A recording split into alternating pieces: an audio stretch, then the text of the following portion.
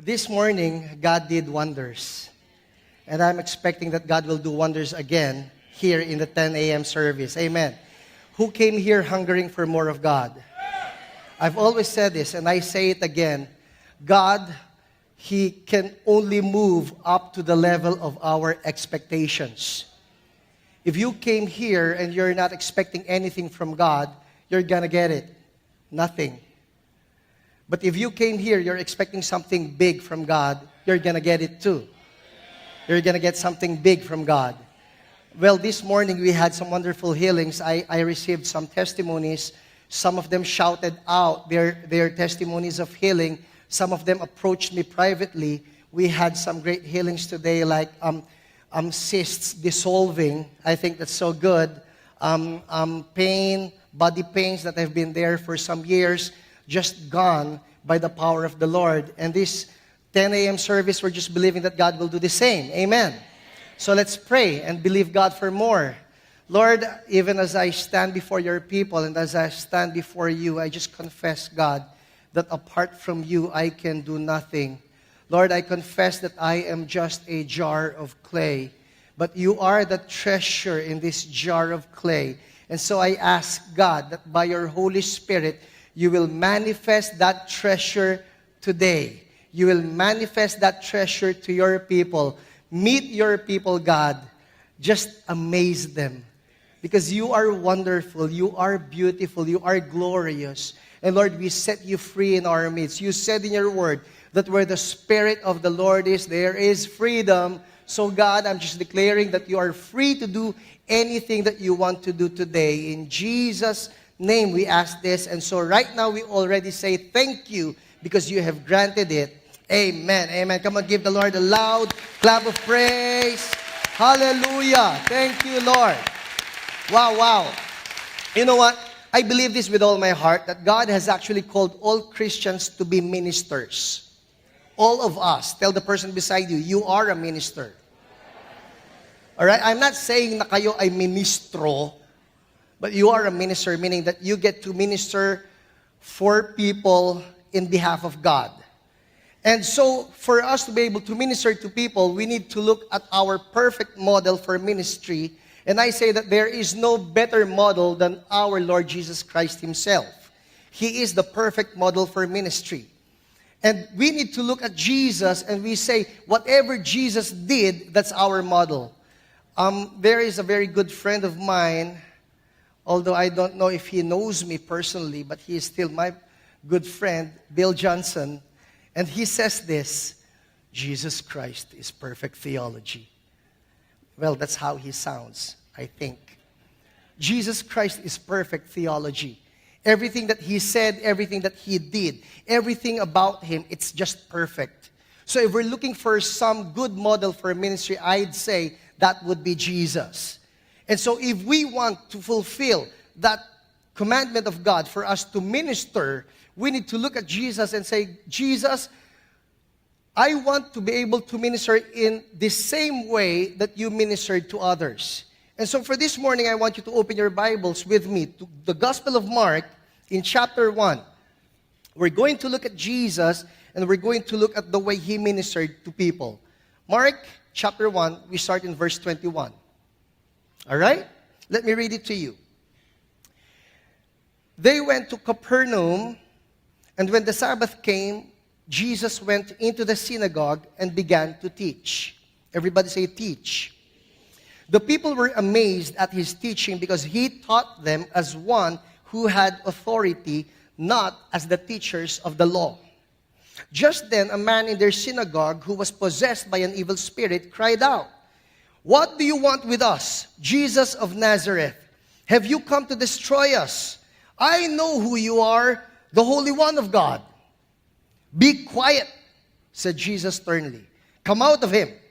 The evil spirit shook the man violently and came out of him with a shriek. The people were all so amazed that they asked each other, "What is this? A new teaching and with authority. He even gives orders to evil spirits and they obey him." News about him spread quickly over the whole region of Galilee. Now, I have two very simple points on how Jesus did ministry. And I believe this with all my heart, that if we're going to follow after this model of Jesus on how He does ministry, we are going to be very effective ministers of God. So how did Jesus do ministry? The first one can be found in verse 21. It says here that Jesus went into the synagogue and began to teach. That's the first one. Jesus, He taught the Word of God. Everybody say Word. For us to be able to minister to people, we must be a people of the Word. John Wesley said this of himself. He said, "Let me be known as a man of one book." That's the Bible. That's the Word of God. And if there's something that God expects from all of us, it is that we become a people of one book. Meaning that we love the Word and that we want to talk about the Word of God to other people. Now, there's a difference about Jesus teaching the Word. When He teaches the Word, He teaches it with anointing. Everybody say anointing. Now, that is very important. Because there are people who may know the Word right here, but when they share the Word, there is no power in sharing the Word. Let me give you an example. The Pharisees and the Sadducees of Jesus' day, they know the Word. Matter of fact, they know the Word right here. All 613 commandments in the Old Testament, they have memorized. They know it right here. But when it comes to teaching, it says here that the people were amazed at the way Jesus taught the Word because He taught as one with authority. There's something about the way Jesus handles the Word. There is authority, there is power, there is anointing in the way He shares it. We can actually share the Word to someone. We can actually talk about the Bible, but not have any of the inspiration of the Holy Spirit. What God expects from all of us is that we know the Word right here and live it right here, that we are living out the Word. There is anointing in the Word. Bible says that the Word of God is alive, it is active, it is sharper than any double-edged sword. So when you are using the Word, you're able to touch people's lives. So that's the first thing. Jesus, He shares the Word. He taught the Word of God. And verse 22 says this, the people were amazed at His teaching. People will be amazed when they see that the way you handle the Word is that there is life in it. This is what Jesus said. In John chapter 6, verse 63, says here, the Spirit gives life, the flesh counts for nothing. The words I have spoken to you, they are spirit, everybody say spirit, and they are life. So, when Jesus, He handles the Word, there's spirit and there's life. When we share the Word of God with people, knowing that the living Word, Jesus, is living here, the living Word in our hearts, the spoken Word in our lips, it becomes an anointed Word of God. And we share this to people, and people are convicted. Why? Because the Holy Spirit is giving life to our words. When there is no anointing, Bible says that the letter kills, but the Spirit gives life. So it is our prayer, God, I want that I will be a person of the Word. Be it in your office, be it in your school, be it in your neighborhood, be it anywhere, that you will be a person of the Word of God. Amen. You know what? Tell you this. If you are a person who's handling the Word and sharing the Word, and you are a child of God, whenever you share the Word with others, it becomes a living Word. And they will be convicted. But see, it has to be spoken. Many Christians will not speak out. Nahihiya ako eh. I mean, we get timid about sharing the gospel, but the Lord is telling us, you need to follow His example. He is a man of the Word. So let's move on to the next. It does not stop there with just the Word. It continues on. Let me read. So the people were amazed at His teaching because He taught them as one who had what? Authority. There's life when He shares the Word. Not as the teachers of the law. And just then, verse 23, a man in their synagogue who was possessed by an evil spirit cried out. Now, this man was a member of the synagogue. If I'm going to put it in our context today, it's just like a member of the church. Well, probably not this church. Not at Alabang New Life. But this man has been a member of the church. But when Jesus started preaching, it says here, this man who was in their synagogue was possessed by an evil spirit, and he cried out, "What do you want with us, Jesus of Nazareth? Have you come to destroy us? I know who you are, the Holy One of God." Now, let me say this. That person was a member of the synagogue, meaning that he has been there for some years. And we can actually infer that that demon has been inside him for some time. Preachers have come and gone. Preachers have preached in that synagogue. Rabbis have preached in that synagogue. And that demon has never manifested. It's always been there. But when the word that was anointed, the word that was inspired, the living word was preached by Jesus, even as he preached with authority, suddenly the demon inside of that man was stirred up and started shouting out, "What have you to do with us?" Now let me tell you this.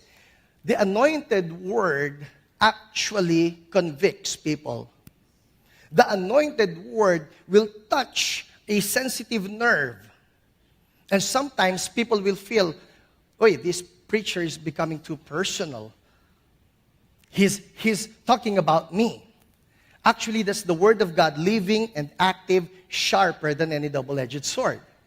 So suddenly, this person, the demon inside of him, manifests. I heard from someone who was warned by somebody else this. He was told, "You know what? Don't invite Pastor Hiram." That would be me. "Don't invite Pastor Hiram in your church." And he said, "Why?" "Because the last time he preached in our church, demons started manifesting." And the person said, "Oh, is that so?" "Yes. So don't invite him because you know what? He brings demons with him." Now, he had the right observation, but the wrong conclusion. He had the right observation in that demons started manifesting. But the wrong conclusion that I brought those demons with me. Those demons have been there all along.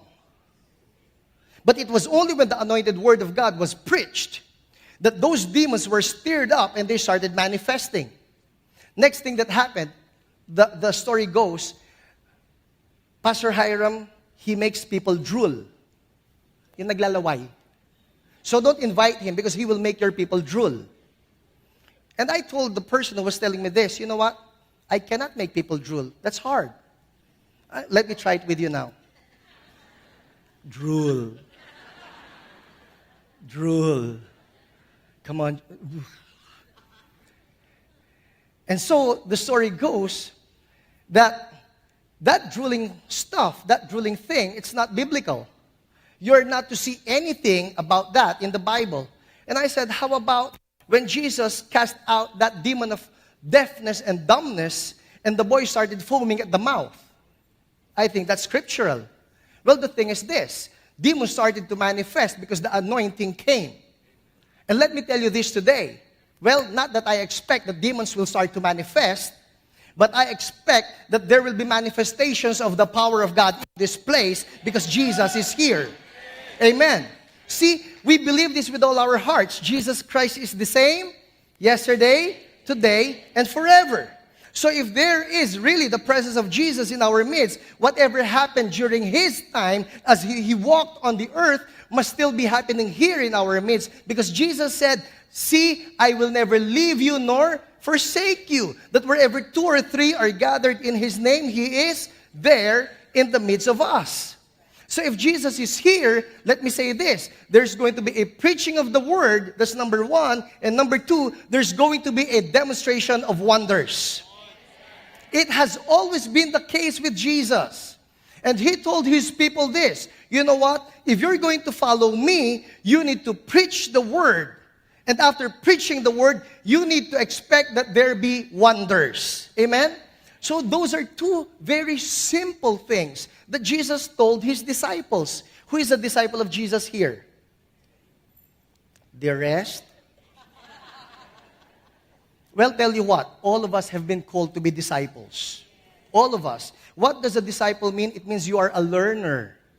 And the mere fact that you're here today, you're listening to the Word of God being preached, you have your Bibles with you, you're studying, you are learning. And because you are learning, you are a disciple. Amen? And disciples, Jesus said, disciples, this is what you're going to do. You're going to share the word and you're going to move in wonders. Just two things. Very simple. You're going to share the word. Everybody say, share. Preach.